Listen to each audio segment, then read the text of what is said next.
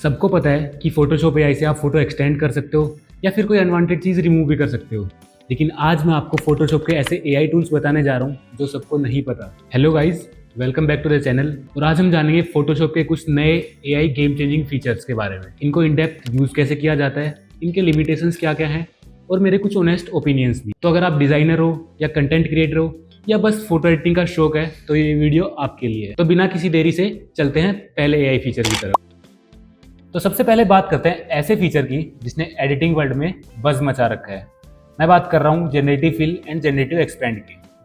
हो सकता है आपने ये सब यूज़ भी कर रखे हो, लेकिन क्या आपको पता है कि अब इनमें मल्टीपल एआई मॉडल्स अवेलेबल हैं। चलिए एक एक करके जानते हैं। तो सबसे पहले जानते हैं जनरेटिव एक्सपेंड होता क्या है। अगर आपको इस इमेज को एक्सपेंड करना है, जितनी इमेज उसके बाहर से कुछ नया क्रिएट करना है, तो आप जनरेटिव एक्सपेंड का यूज़ करोगे। आपको कुछ नहीं करना है, सिंपली क्रॉप टूल लेना है एंड जो भी एरिया एक्सपेंड करना है उतना आप एक्सपेंड करवा सकते हो इससे। मैं कुछ इतना एरिया एक्सपेंड कर देता हूँ। अब ये जो खाली एरिया दिख रहा है, उसके बाद मैं फिल में बैकग्राउंड डिफॉल्ट की जगह जनरेटिव एक्सपेंड यूज़ करता हूँ। अब ये मेरे से एक प्रॉम्प्ट मांगेगा। इस प्रॉम्प्ट में आप खाली छोड़ सकते हो या फिर मैं लिख देता हूँ फॉरेस्ट सीन। जनरेट करके देखते हैं।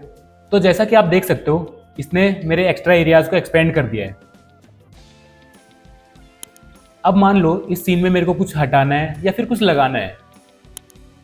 मैं लेसो टूल से सिलेक्शन बनाता हूँ एंड जनरेटिव फिल में जाकर मैं यहाँ पे डियर टाइप करता हूँ। जनरेट करते हैं। तो जैसा कि आप देख सकते हो, इसने काफ़ी अच्छे से एक डियर को सीन में प्लेस कर दिया है। अब आता है सबसे इंटरेस्टिंग पार्ट, यानी डिफरेंट एआई मॉडल्स। देखो, जनरेटिव एआई ने अब अपने फायरफ्लाई मॉडल के साथ गूगल का Nano banana and flux context model भी डाल दिया है। और हर मॉडल का अपना अलग अलग स्वैग है।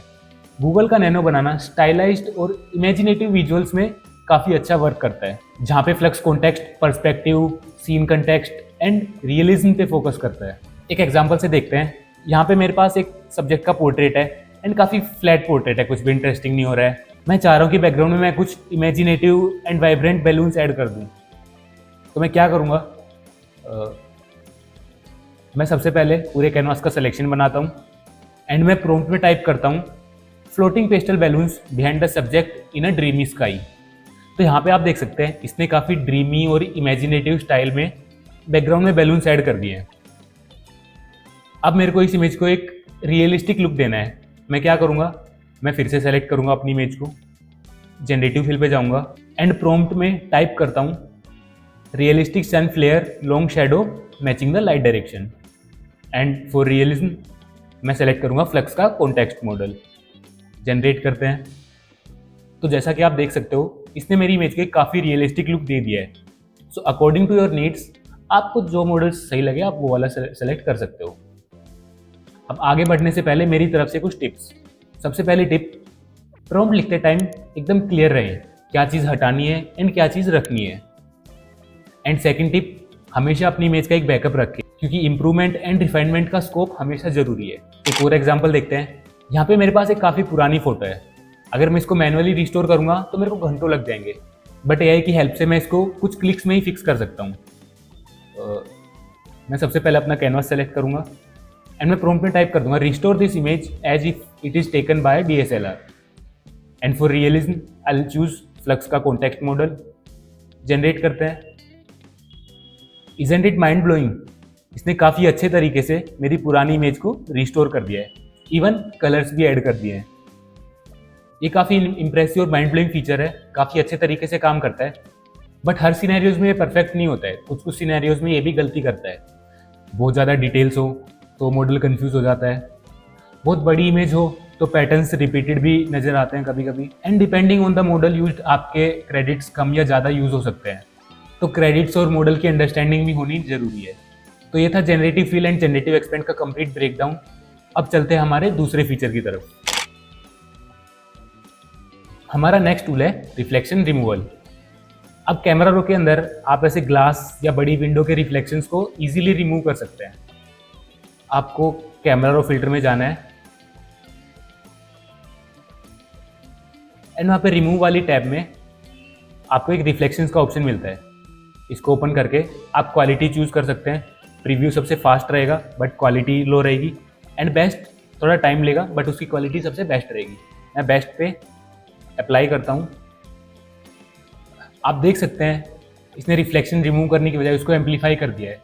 But this is the best part about this feature कि ये सिर्फ रिफ्लेक्शन रिमूव नहीं करता है, ये रिफ्लेक्शन को सेपरेट कर देता है।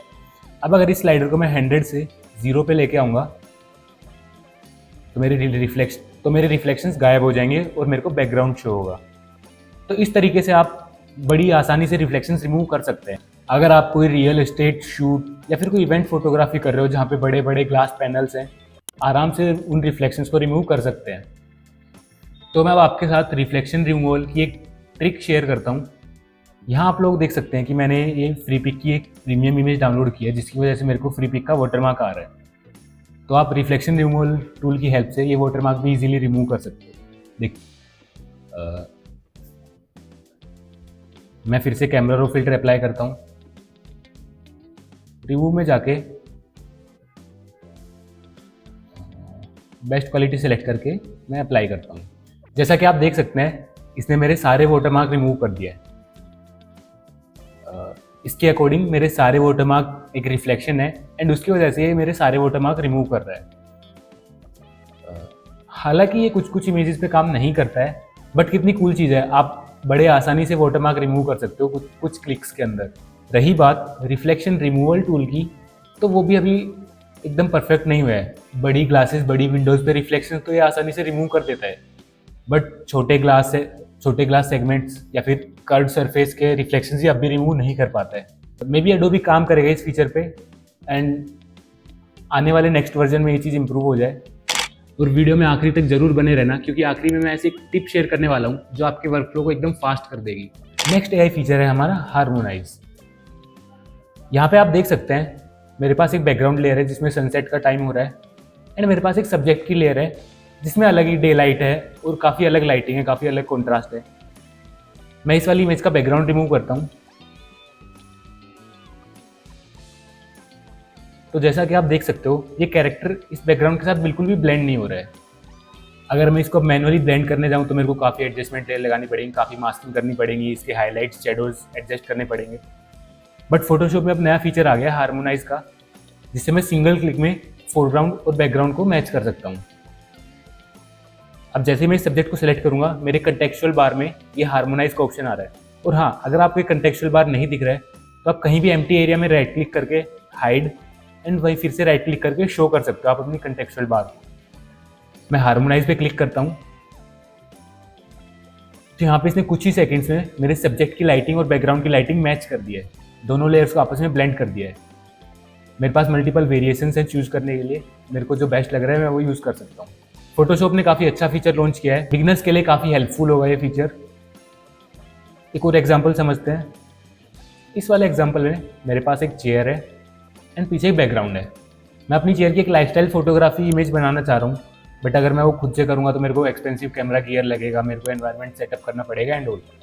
बट फोटोशॉप के अंदर मैं सिमिलरली वही हार्मोनाइज की हेल्प से कुछ ही सेकेंड्स में कर सकता हूँ। सबसे पहले मैं बैकग्राउंड रिमूव करूँगा, मेरा बैकग्राउंड रिमूव हो चुका है एंड देन मैं इसको हार्मोनाइज कर दूंगा। तो यहाँ पे आप देख सकते हैं कि ये बैकग्राउंड के साथ ब्लेंड हो चुका है। इवन इसने शेडोज भी क्रिएट कर दिया मेरी चेयर के लिए।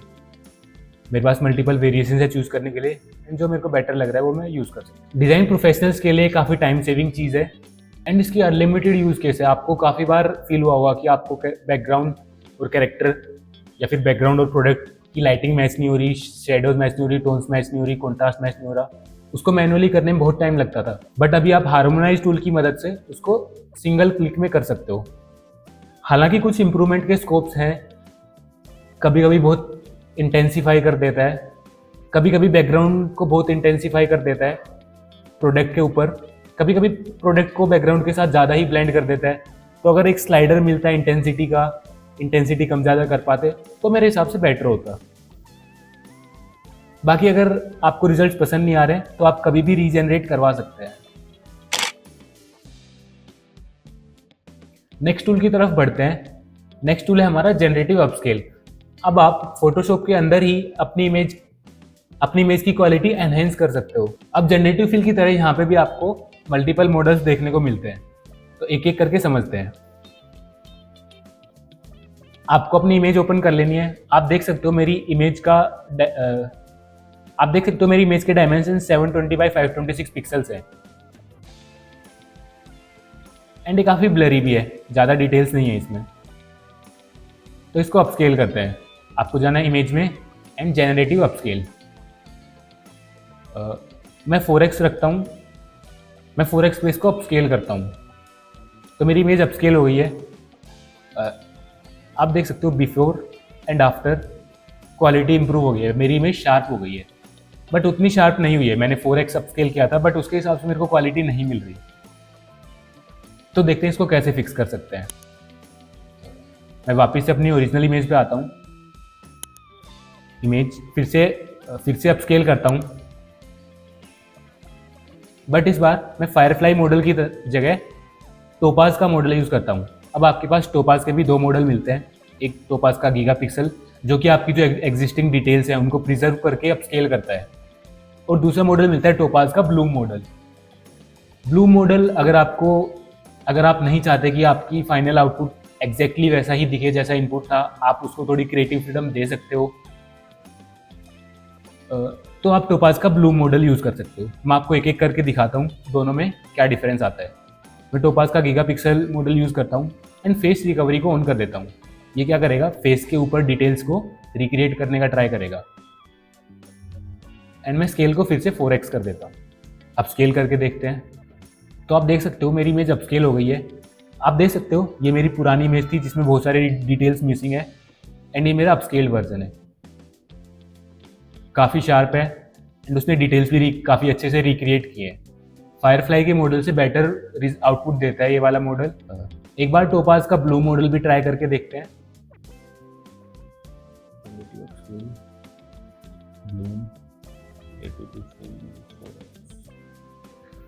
मेरी ये इमेज भी अपस्केल हो गई है एंड इसकी भी क्वालिटी आप देख सकते हो काफ़ी अच्छी है।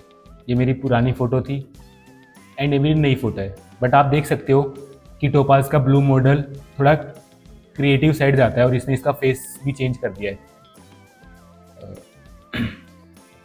तीनों मॉडल्स को साइड बाय साइड करके कंपेयर करते हैं। तो जैसा कि आप देख सकते हैं फायरफ्लाई का मॉडल सबसे ख़राब रिजल्ट देता है। टोपाज का गीगापिक्सल मॉडल फेस डिटेल्स के लिए काफ़ी बेटर है, बहुत ही नेचुरल और एक सॉफ्ट सा लुक देता है। जबकि टोपाज का ब्लू मॉडल जो थोड़ी क्रिएटिविटी यूज़ करता है वो चीज़ों को ओवर शार्प कर देता है, एंड इसने मेरे कैरेक्टर का फेस भी चेंज कर दिया है। आप बालों में देख सकते हो, बालों में भी इसने ओवर शार्पन कर दिया जिसकी वजह से बाल मेरे अजीब दिख रहे हैं। तो अगर आपके सीन में कोई कैरेक्टर है, आपको उसको अपस्केल करना है, तो आप टोपाज का गीगापिक्सल मॉडल यूज़ कर सकते हैं। अगर आपकी इमेज में ऐसा कुछ नहीं है, आपकी इमेज थोड़ी बहुत अगर चेंज भी हो जाए तो कुछ फ़र्क नहीं पड़ेगा, तो आप टोपाज का ब्लू मॉडल यूज़ कर सकते हैं। तो अब बारी है क्विक वर्कफ्लो हैक की। अगर आपका आधा समय टूल या मेन्यू ढूंढने में ही लग जाता है तो ये चीज़ आपकी बहुत हेल्प करेगी। आप कोई भी टूल या फीचर ढूंढने के लिए Ctrl+F प्रेस कर सकते हैं, जिससे आपकी डिस्कवर पैनल खुल जाएगी। यहाँ आप कोई भी टूल का नाम सर्च कर सकते हो। पेन टूल से रिलेटेड सारे टूल्स दिखा देगा।